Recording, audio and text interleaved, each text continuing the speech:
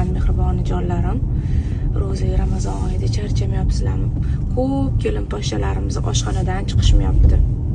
Masajni kursini vaqti kelgan, lekin charchab qolishyapti, kelisha olmayapti, chunki qozonni tepasidan oshxonadan chiqishmaydi. Aslida Ramazon oyi yeyish kerak degan oy emas-ku.